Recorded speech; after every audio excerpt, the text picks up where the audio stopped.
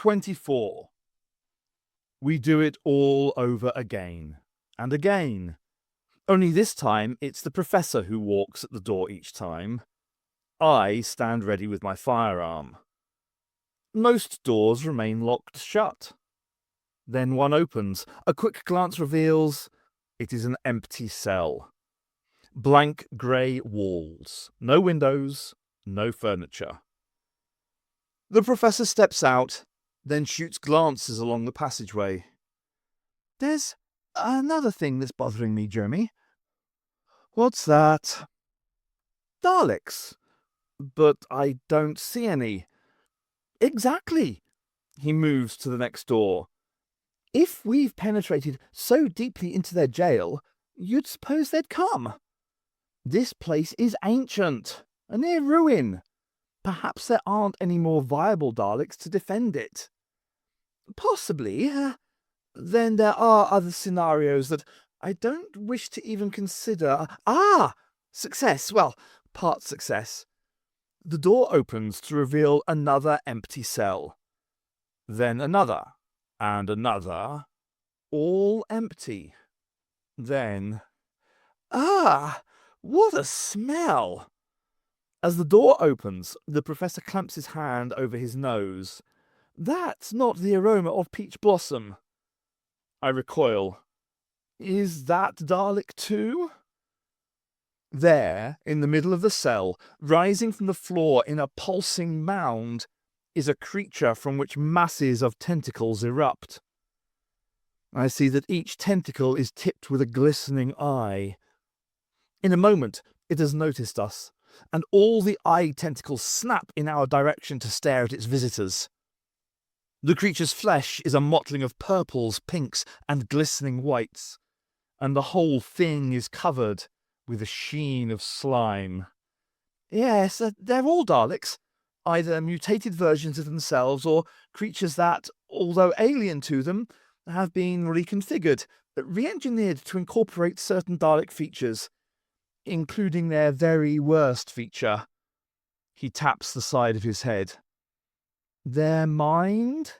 Indeed, yes, their mind.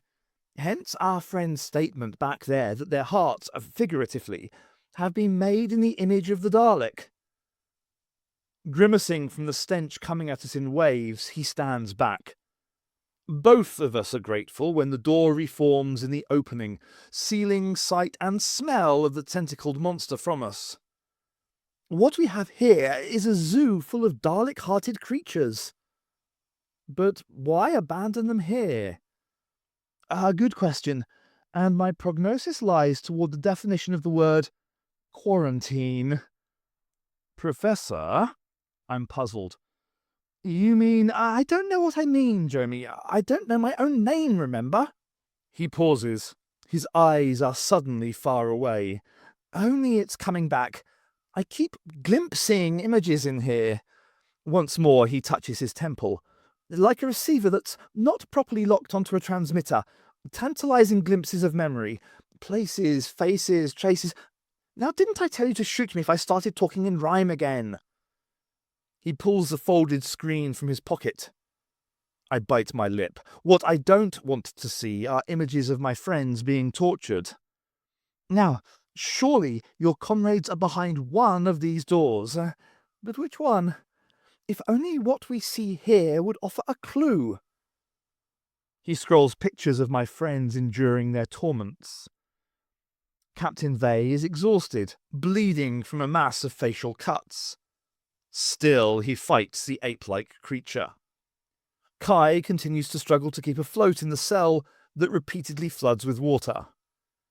Yet again, I see her fire into the wall. Water flows through the hole blasted by the weapon. The cell empties. For a few seconds she lays on the sodden floor panting, struggling to recover her strength. Then the process repeats itself all over again. The hole in the wall reseals. Water begins its remorseless inflow. The image scrolls to be replaced by one of Philippe. Now the maw of the pit has devoured 90% of the floor, a yawning blackness that appears to plunge deep into bedrock.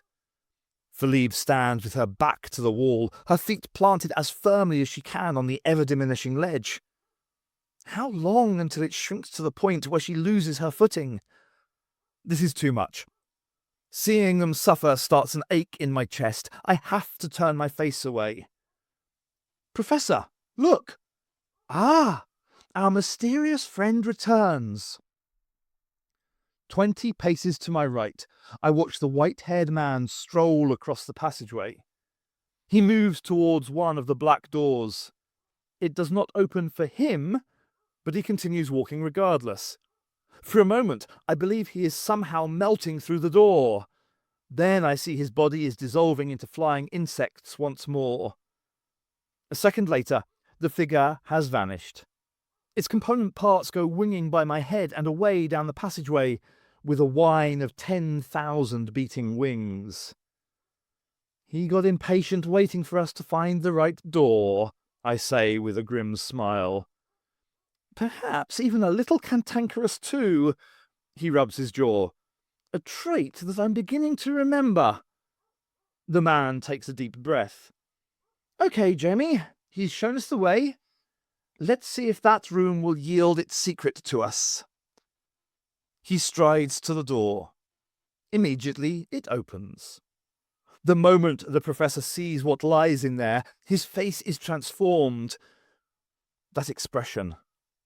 I've never seen a reaction like that before. It sends a wave of ice down my spine. Turning to look me in the eyes, he breathes, I remember.